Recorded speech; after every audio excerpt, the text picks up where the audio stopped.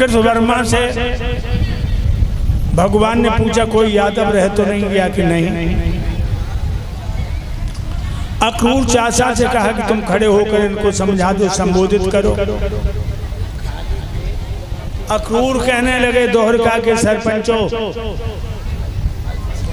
राजवंश की तरफ से तुम सबका अभिवादन है, नमस्कार है। आप लोग सोचते होंगे भगवान ने क्यों बुलाया, तो इसीलिए बुलाया कि जिस दोहरका में गलियों में हवन की सुगंधी आती थी वहां दारू की दुर्गंधी हो रही है। हमने यह भी सुना है कि दोहरका के यादव अपने घरों में दारू बनाते हैं, पीते हैं और पिलाते हैं। राजवंश की तरफ से आदेश है कि अगर घर में पैसा नहीं है तो राजा के यहाँ से ले लो, मगर इतना ध्यान रखो ना तो दोहरका में दारू कोई पिएगा और न बनाएगा, और जो न माने वो दोहरका खाली कर जाएगा। सोई प्रसिद्ध यादव नाम का खड़ा होकर कहने लगा, ये अक्रूर, दोहरका किसी के बाप की बापौती है?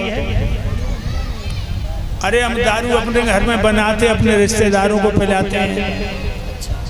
एक दारूबाज खड़ा हुआ, लोगों निरे दारूबाज खड़े हो गए।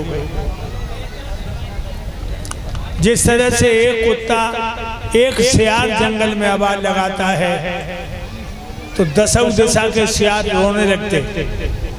सब खड़े हो गए, कहने लगे ये कन्हैया, दोहरका किसी के बाप की बापौती नहीं है। बाव भाई बाव, मामा को मार करके राजा बन गए तो तुम अपने को शहंशाह समझते हो? दारू पिएंगे, बनाएंगे, पिलाएंगे। इतना कह करके हजारों यादव वहां से भगवान को भला बुरा कह के चले गए। भगवान कन्हैया एकांत में आके रोने लगे कि जो अहीर मेरी उंगली के इशारा पर जान देते थे वो यादव हमें गाली देने लगे। तो लोग नारद आ गए, वो कहने लगे काय को रो रहे? गंधारण को श्राप याद नहीं है? बोले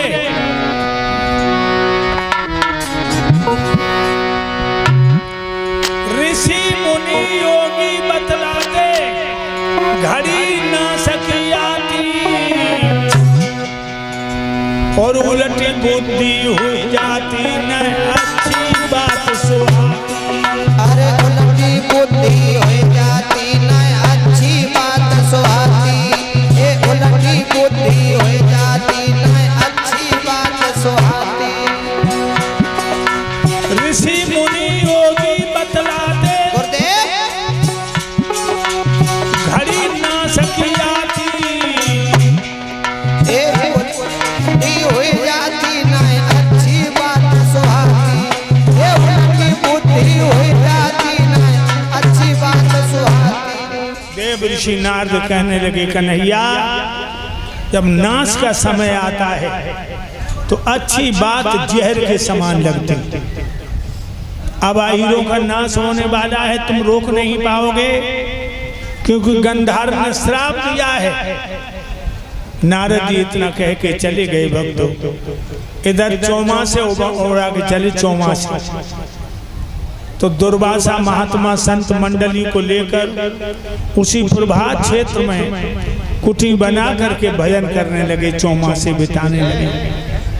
और जो अहीर दारू पी करके उनके आगे से होकर निकलते थे। एक दिन एक अहीर कहने लगा, भैया जी महात्मा हमें तुम्हें देख के रोज चकमा देते हैं और सामने जब हम तुम आते तो आंखें बंद कर लेते हैं। एक अहीर कान लगो जी महात्मा पेट भर गए, कपड़ा रंग ले, जाची तरकीब निकाली। एक यादव कहने लगे इनकी परीक्षा ले, जो असली हैं, नकली हैं, फसली हैं कि कतली हैं। शाम नाम के यादव को लहंगा पहना और चुनरिया उड़ाई, और जो छोटी कढ़ाई होती है ना पूरी करते घर में, जब कढ़ाई में पेट से बांध दी तो पेट लंबो लगल लगो। अब जब महात्मन के पास घूंघट मार दो वो लड़का को, शाम नाम को यादव, और आकर के महात्मन से कहने लगे बाबा जी या लड़की के पेट में बच्चा है, 14 महीना हुई है, न पीर हो न फड़के न पैदा हो, क्या होगा। महात्मा कहने लगे भाग जाओ भाग जाओ भाग जाओ। लेकिन भाइयों, इन हीरों को भाभी दुर्वासा के पास ले गए। दुर्वासा से कहा कि महाराज, जब लड़की के पेट में बच्चा है, 14 महीना हुई है, न पीर हो न फड़के न पैदा हो, बोलो क्या होगा।